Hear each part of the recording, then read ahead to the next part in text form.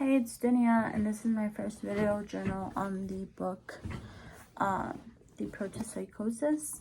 I'm going to be discussing the preface and my reactions to the preface. So when I read the preface, I really was validated in a sense because the author really goes in, detail in such a condensed little blurb, and he talks about how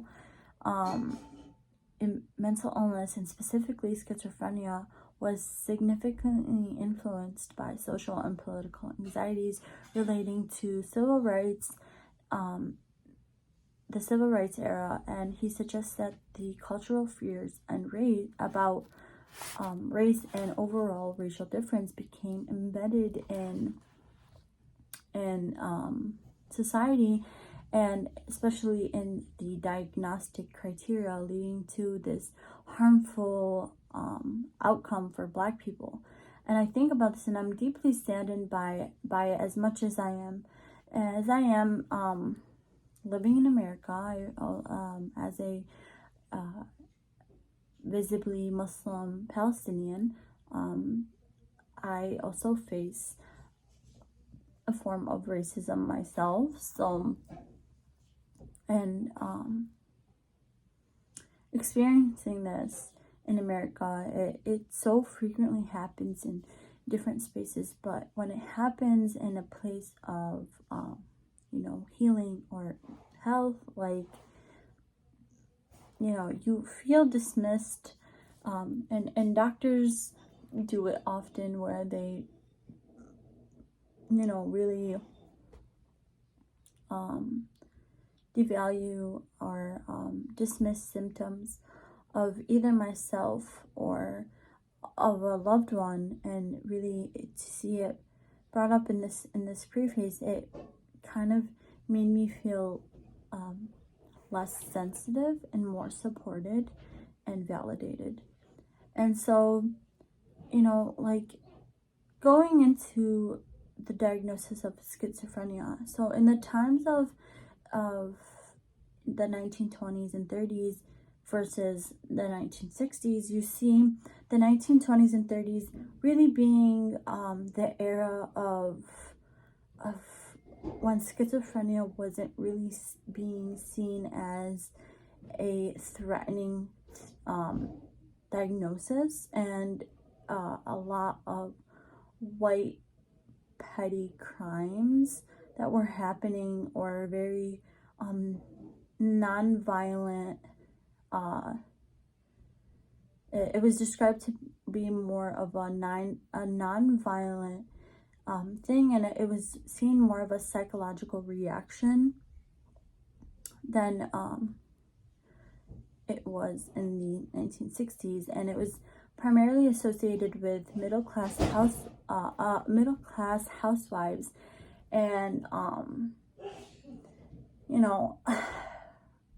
like, I'm just, because compared to the 1960s, you just see like the shift of the definition, and I'll go into it even more. But so 1920s, 30s, it's very, non-violent, and it's a very,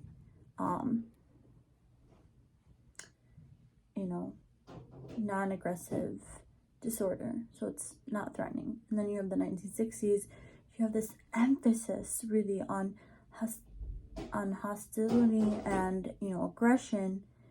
And in 1968, the DSM-2 was published, and that was amidst the civil rights movement. And then so you clearly see that schizophrenia then becomes this very hostile and aggressive and symptom-like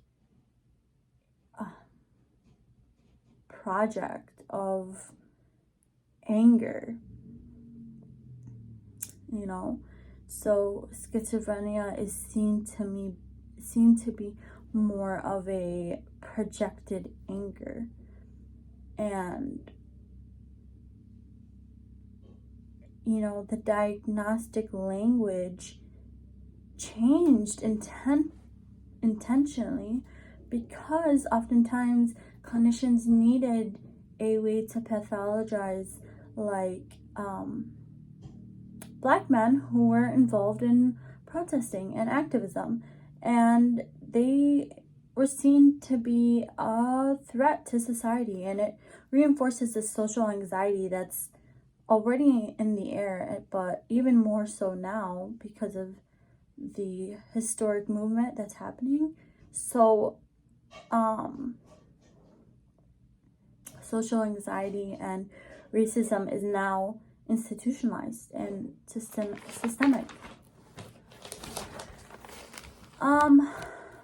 Moving forward, you know, like this dramatic shift in the demographic in Iowa State Hospital was majority white, a majority white facility.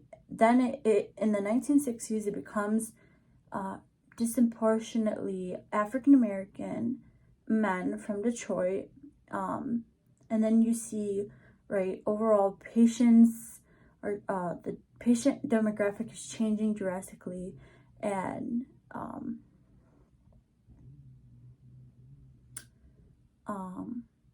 the way Jonathan Metzl describes it, he sees in the medical archives that even the expression and frustration towards authority figures changes, and it's seen amidst this, you know, amidst the historic, like, timeline. So you see basically it become more and more worse, like gradually worse, and a lot of, and by the 1960s, the archives were Black people really voicing their opinions on racial injustice that was happening, and it then, like, makes you think of the terms and the, you know, misconceptions of mental illness being a myth, and because it's a very, like, drastic change. So then you know, like, mental illness looks very different in these two environments. And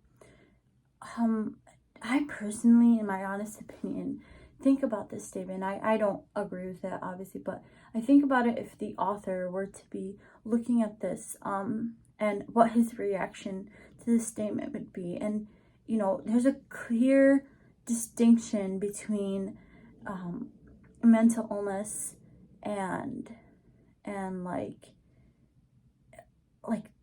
like mental illness being described and by the author, and him really being like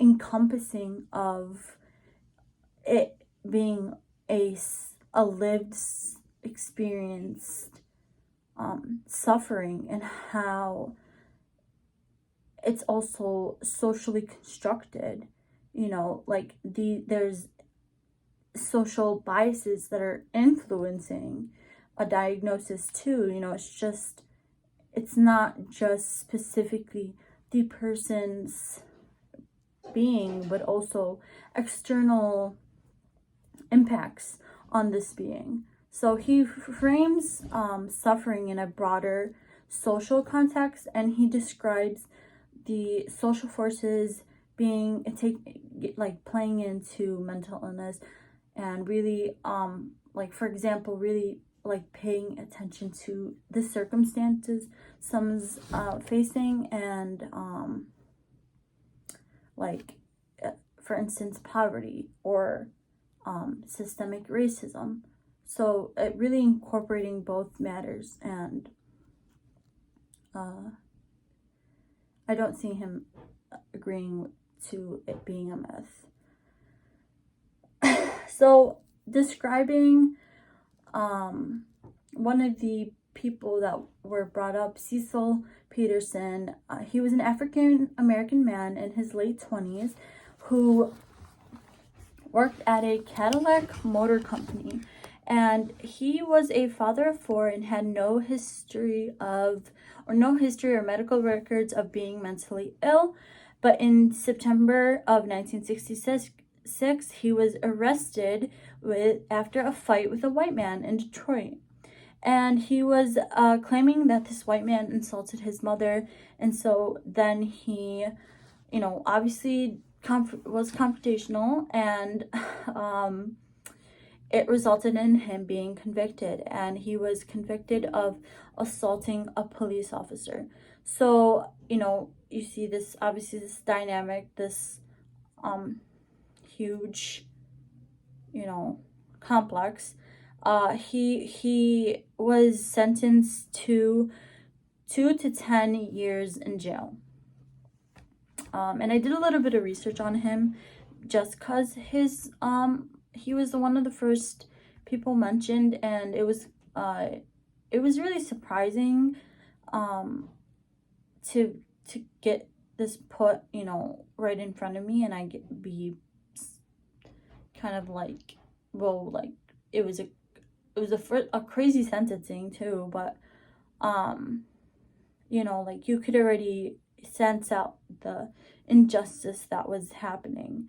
And so after several weeks, he was in prison. He was obviously very emotional, and he just was a free man yesterday, and now he's incarcerated. And so he was extremely paranoid of his surroundings and the people that he was in, and he was described to be extremely explosive. And so this diagnosis was then made by a prison psychiatrist who said that he had sociopathic personality disturbance with an antisocial reaction.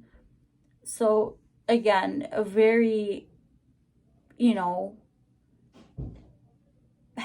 like, heavy and condensed label, and really this reframes his anger and frustration over the initial incident into being one that is strictly, mental illness. And that was his, like, that's it. Like, that was the end of his, like, side. Like, he didn't have a say at that point. So, like, then, he, after his diagnosis, he was then put really secluded from other people and given these anti-sociopathic medication, and you just see someone really get disabled and completely, like, disregarded in terms of their, autonomy, and, like, just not really seen as a person and more of an issue, or a threat. So, the author was then, like, faced by this, and he felt the mixture of sadness and this responsibility that he had. And Jonathan Mitchell looked at through archives, so he was really looking at archival data that belonged to Iowa State, and he decided, looked at the data, and he decided that he needed to share the voices of the people who were a part of, this injustice. And he was looking at patients' charts and medical records and historic psychological literature to really see how schizophrenia evolved. And John said he needed to do something about it. And so he wanted to share the stories of these human beings who were a part of a system that was unjust, and he felt it was a moral obligation to give a voice to their experiences and shed light on a hidden piece of civil rights history. So to describe I Want to Stay, in the 20th century, it was more of a resort. The facility was originally a hospital for the criminally insane. And one of the biggest hospitals in the state, in the country. So in the 1920s and 30s, it was primarily white, and people who were often nonviolent.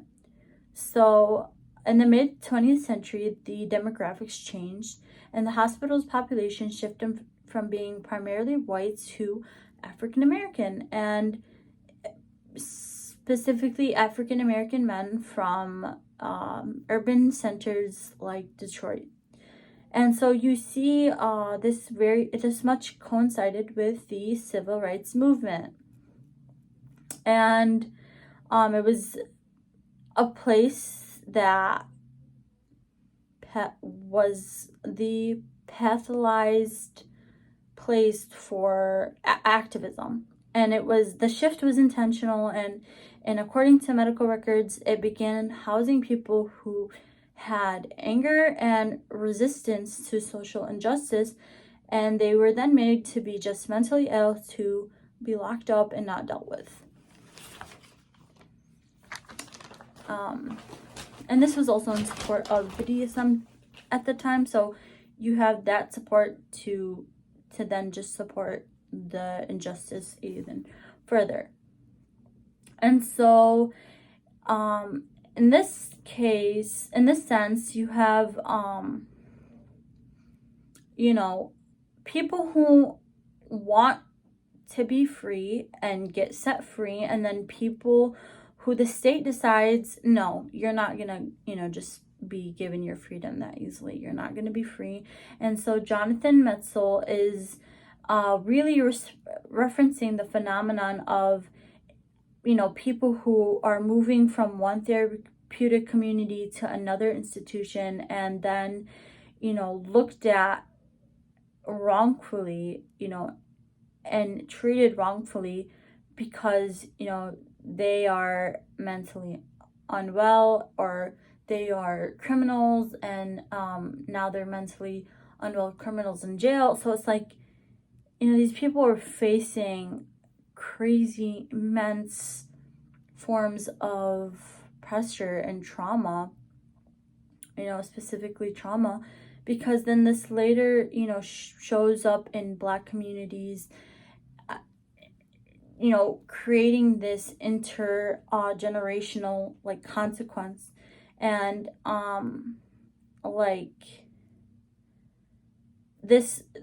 the policy was made to be for good, but you have people again really neglecting and abusing it,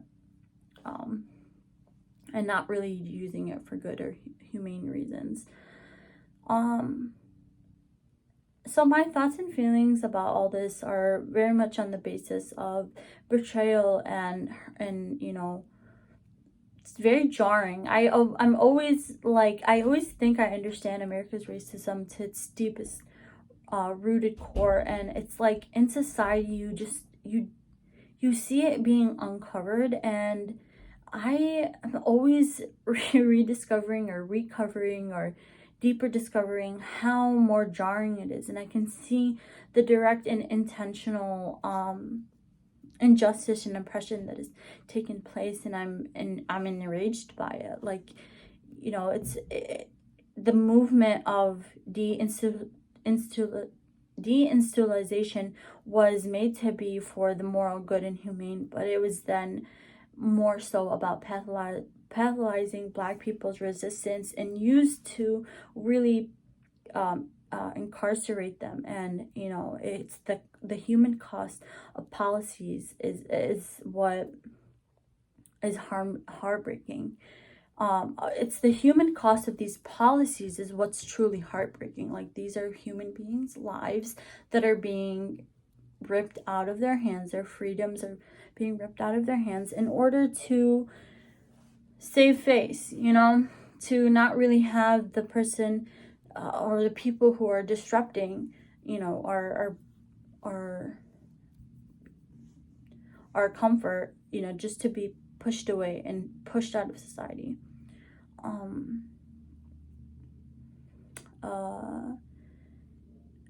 There's a part in the book where Metzel was describing him reading the notes or letters written back and forth from the patient to doctor, and he describes how the end of a discussion was, or, you know, a death certificate, and that was healing.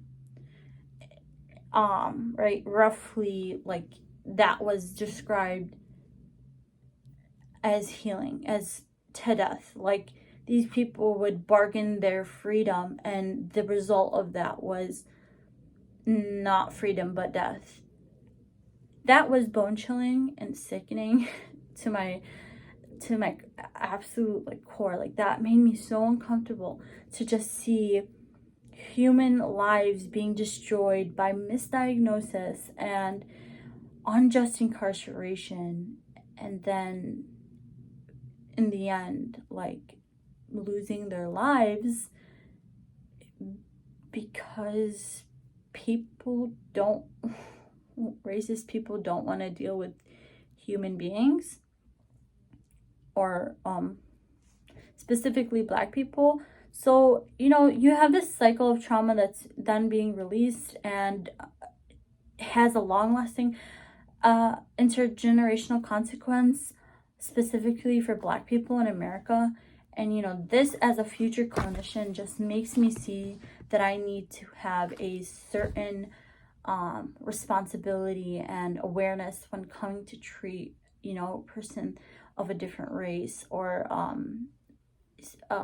different gender or sex, or, you know, really focusing in on the history that was before, and trying to not reinstill or abuse, you know, the authority that I have. But yeah, that is all for the video journal. I did go a little bit over, but thank you so much for listening, and see you in class.